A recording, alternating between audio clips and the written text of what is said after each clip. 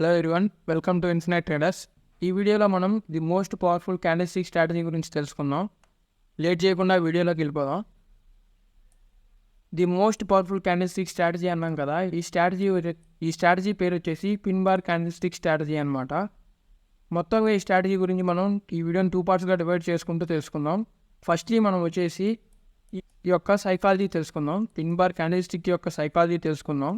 Secondly వచ్చేసి ఈ pin bar candle అనేది ఎక్కడ ఫామ్ అయితే పవర్ఫుల్గా ఉంటుంది, ఎక్కడ మనం ఎంట్రీస్ తీసుకుంటాం, ఏ టార్గెట్స్గా పెట్టుకుంటాం, ఈ టూ పాయింట్స్ని బేస్ చేసుకుని మనం ఈ వీడియోలో తెలుసుకుందాం క్లారిటీగా ఈ స్ట్రాటజీ గురించి. స్ట్రాటజీ పేరు బాగా గుర్తుపెట్టుకోండి, pin bar candlestick strategy. Okay, firstly మనం ఈ పిన్ బార్ క్యాండిల్స్టిక్ స్ట్రాటజీ యొక్క సైకాలజీ తెలుసుకుందాం. చూడండి, పిన్ బార్ క్యాండిల్ అనేది ఇలా ఫామ్ అవుతుంది. చూసుకోండి, ఇక్కడ 20% అనేది మీకు బాడీ ఉంటుందన్నమాట. అప్ సైడ్ అయినా లేదా డౌన్ సైడ్ అయినా 20% బాడీ ఫామ్ అవుతుంది. మిగతా 80% వచ్చేసి మీకు విక్ ఉంటుందన్నమాట. ఈ క్యాండిల్స్ని మనం పిన్ బార్ క్యాండిల్స్ అని అంటాం. ఇక్కడ చూసుకోవచ్చు, క్యాండిల్ అనేది ఇక్కడ ఓపెన్ అయి ఉంటుంది. క్యాండిల్ అనేది ఇక్కడ ఓపెన్ అయింది.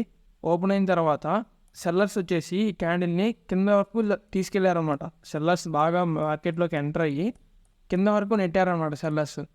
అదే సెల్లర్స్ని ఓవర్కమ్ చేస్తూ బయర్స్ వచ్చారనమాట. అంటే బిగ్గర్ ఇన్స్టిట్యూషన్ ప్లేయర్స్ వాళ్ళందరూ మార్కెట్లోకి ఎంటర్ అయినప్పుడు ఇలాంటి క్యాండిల్స్ అనేవి ఫామ్ అవుతూ ఉంటాయి.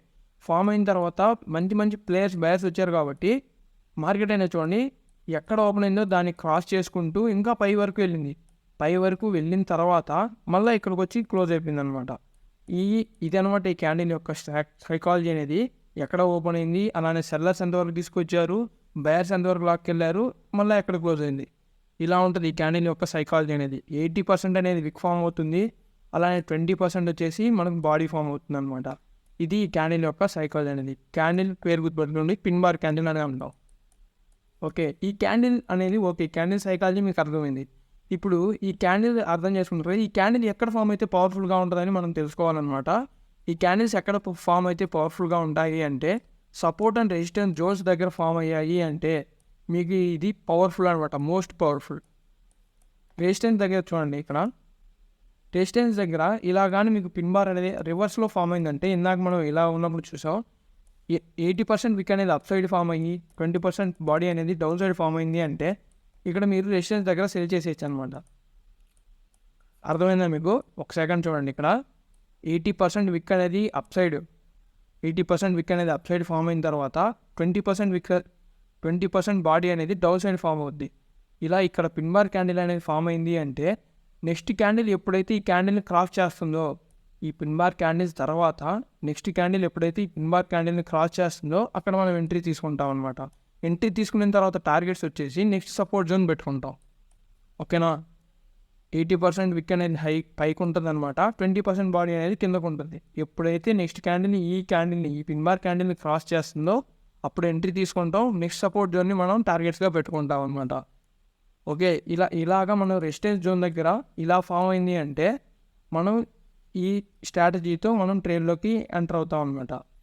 అదే ఇప్పుడు ఇక్కడ మీరు సెల్ చేసుకోవాలి, గుర్తుపెట్టుకోండి. ఇక్కడ సెల్ చేస్తాం, రెసిస్టెన్స్ దగ్గర ఈ పిన్ బార్ క్యాండిల్ ఇలా ఫామ్ అయిందంటే సెల్ చేస్తాం అనమాట. సెల్ చేసి నెక్స్ట్ మన టార్గెట్స్ వచ్చేసి సపోర్ట్ జోన్. మీకు సపోర్ట్ అండ్ రెసిస్టెన్స్ జోన్స్ తీసుకోవడం రాదు, మాకు తెలియదు, మేము మార్కెట్లోకి కొత్త అని అనుకున్నారు అంటే మాకు చెప్పండి, కామెంట్స్లో తెలపండి. నెక్స్ట్ వీడియోలో మనం సపోర్ట్ అండ్ రెసిస్టెన్స్ జోన్స్ ఎలా డ్రా చేయాలి అనేది కానీ తెలుసుకుందాం. ఓకే, మోస్ట్లీ మీకు తెలుసు అని అనుకుంటున్నా. తెలియదంటే చెప్పండి, ఇబ్బంది ఏం లేదు, నెక్స్ట్ వీడియోలో తెలుసుకుందాం. ఇప్పుడు బయింగ్కి చూద్దాం. నాకు సెల్లింగ్కి మన రెసిస్టెన్స్ దగ్గర ఫామ్ అయిందంటే సెల్లింగ్ చూస్తాం. ఇప్పుడు సపోర్ట్ దగ్గర ఫామ్ అయిందంటే ఇదే పిన్ బార్ క్యాండిల్ అనేది సపోర్ట్ దగ్గర ఫామ్ అయింది అంటే మనం బై చేస్తాం అనమాట. బై చేసి నెక్స్ట్ టార్గెట్ ఏం పెట్టుకుంటామంటే నెక్స్ట్ రెసిస్టెన్స్ అనేది టార్గెట్గా పెట్టుకుంటాం.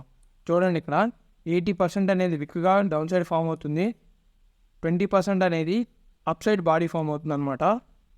ఈ సపోర్ట్ దగ్గర ఫామ్ అయిన తర్వాత నెక్స్ట్ టార్గెట్ వచ్చేసి నెక్స్ట్ రెసిస్టెన్స్ జోన్ పెట్టుకుంటాం అనమాట. చూడండి, బాగా చూడండి, ఇక్కడ సపోర్ట్ దగ్గర ఫామ్ అవుతుంది ఈ పిన్ బార్ క్యాండిల్ అనేది. పిన్ బార్ క్యాండిల్ 80% విక్ అనేది డౌన్ సైడ్ ఫామ్ అవుతూ 20% బాడీ అనేది అప్ సైడ్ ఫామ్ అయిన తర్వాత నెక్స్ట్ క్యాండిల్ ఫామ్ అవుతుంది చూసారా, ఆ క్యాండిల్ అనేది ఈ పిన్ బార్ క్యాండిల్ని క్రాస్ చేయాలి. క్రాస్ చేసిన వెంటనే మనం ఎంట్రీ తీసుకుంటాం.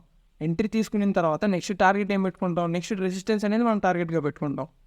ఇది అనమాట ఈ స్ట్రాటజీ గురించి. సపోర్ట్ దగ్గర ఎంట్రీ తీసుకొనేసి బై చేయొచ్చు మనం.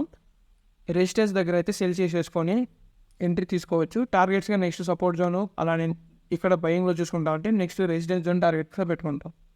ఓకే, మీకు ఎంట్రీస్ ఎక్కడ తీసుకోవాలి, బయింగ్ ఎక్కడ చేయాలి, సెల్లింగ్ ఎక్కడ చేయాలి అనేది అంతా మీకు బాగా అర్థమైంది అనుకుంటున్నా. ఇప్పుడు ఈ స్ట్రాటజీని మనం ప్రాక్టీస్ చేసి చూద్దాం. ఈ స్ట్రాటజీని మీరు ఎక్కడైనా వాడుకోవచ్చు. ఫారెక్స్ మార్కెట్స్లో వాడుకోవచ్చు, బిట్కాయిన్స్లో, గోల్డ్లో ఎక్కడైనా వాడుకోవచ్చు అనమాట. అది కానీ మీకు ఇప్పుడే చూపిస్తా చూడండి ప్రాక్టీస్ చేసి. చూడండి, ఇప్పుడు అల్ట్రాటెక్ సిమెంట్ ఓపెన్ చేస్తున్నా ప్రజెంట్ నేను. ఇక్కడ ఫస్ట్ సపోర్ట్ అండ్ రెసిస్టెన్స్ జోన్స్ని డ్రా చేసుకుందాం. డ్రా చేసుకున్న తర్వాత పిన్ బార్ క్యాండిల్స్ ఎక్కడ ఉన్నాయో కానీ చూసుకుందాం. ఇక్కడ రెసిస్టెన్స్ జోన్, సపోర్ట్ జోన్ ఇక్కడ ఉంది చూడండి.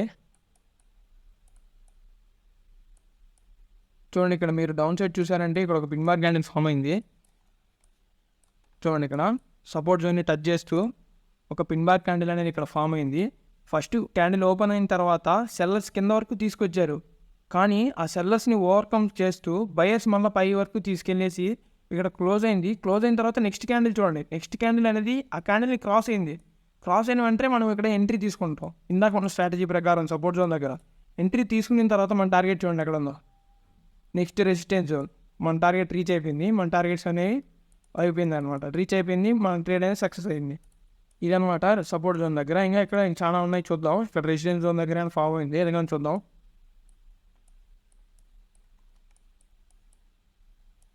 ఇంకా ఎత్తుకుదాం. ఇక్కడ చాట్లో చాలా దొరుకుతాయి మనకు బ్యాక్ టెస్ట్ చేసేటప్పుడు.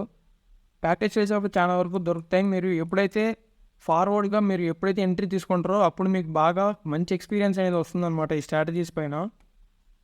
ఈ స్ట్రాటజీ అనేది మీకు ఏ టైం ఫ్రేమ్లో అయినా వర్క్ అవుతుంది. ఇది కానీ గుర్తుపెట్టుకోండి, ఏ టైం ఫ్రేమ్లో అయినా వర్క్ అవుతుంది. చూడండి, ఇక్కడ ఒక రెసిస్టెన్స్ ఫామ్ అయింది. చూడండి, ఇక్కడ ఒక రెసిస్టెన్స్ ఫామ్ అయింది. రెసిస్టెన్స్ దగ్గర చూడండి, ఇక్కడ ఒక పిన్ బార్ క్యాండిల్ అనేది ఫామ్ అయింది. చూడొచ్చు మీరు. ఫస్ట్ రెసిస్టెన్స్ అనేది బయర్స్ హైగా వచ్చారు, బయర్స్ వచ్చేసి పై వరకు లాగారనమాట. బయర్స్ లాగిన తర్వాత మళ్ళీ సెల్లర్స్ దాన్ని ఓవర్కమ్ చేస్తూ, బయర్స్ని ఓవర్కమ్ చేస్తూ క్యాండిల్ని కింద వరకు తీసుకొచ్చారు. అక్కడ మళ్ళీ క్యాండిల్ క్లోజ్ అయిన తర్వాత నెక్స్ట్ క్యాండిల్ చూడండి, నెక్స్ట్ క్యాండిల్ ఓవర్ క్రాస్ అయిందనమాట. దాన్ని నెక్స్ట్ క్యాండిల్ చూడండి క్రాస్ అయిపోయిందనమాట. క్రాస్ అయిన వెంటనే మనం అక్కడ ఎంట్రీ తీసుకుంటాం. ఎంట్రీ తీసుకున్న తర్వాత మన టార్గెట్ చూడండి, నెక్స్ట్ సపోర్ట్ జోన్ మన టార్గెట్ అయింది. ఓకేనా, మన టార్గెట్స్కి రీచ్ అయిపోయింది అనమాట. ఇలాగా సపోర్ట్ అండ్ రెసిస్టెన్స్ జోన్స్ దగ్గర ఎంట్రీ తీసుకుంటాం. ఇప్పుడు మనం అల్ట్రాటెక్ సిమెంట్లో చూసాం. నెక్స్ట్ మీరు ఏదైనా స్టాక్లో చూద్దాం. ఇక్కడ కానీ ఇంకోటి ఫామ్ అయింది చూడండి. ఇక్కడ చూడండి, ఇక్కడ సపోర్ట్ జోన్ దగ్గర ఇంకోటి ఫామ్ అయింది చూడండి. మంచి క్యాండిల్ ఫామ్ అయింది. ఇక్కడ 80% విక్తో 20% బాడీతో ఫామ్ అయింది. ఇక్కడ పిన్ బార్ క్యాండిల్ అనేది. పిన్ బార్ క్యాండిల్ ఫామ్ అయిన తర్వాత నెక్స్ట్ క్యాండిల్ అనేది ఓవర్ క్రాస్ చేసింది దాన్ని, పిన్ బార్ క్యాండిల్ని ఎంట్రీ తీసుకున్నాం. నెక్స్ట్ మన టార్గెట్స్ రీచ్ అయిపోయింది. ఇలాగా మనకి ఇది వెళ్తుంది అనమాట ఈ స్ట్రాటజీ అనేది. ఇప్పుడు మీకు అల్ట్రాటెక్లో చూపించాం కదా, ఇప్పుడు మనం ఫారెక్స్ మార్కెట్స్లో చూద్దాం. గోల్డ్లో లేదంటే బిట్కాయిన్లో చూద్దాం. ఫస్ట్ బిట్కాయిన్లో చూసిన తర్వాత గోల్డ్లో చూద్దాం. ఇదే స్ట్రాటజీ ఎక్కడైనా వర్క్ అవుతుంది మీకు ఈ స్ట్రాటజీ అనేది.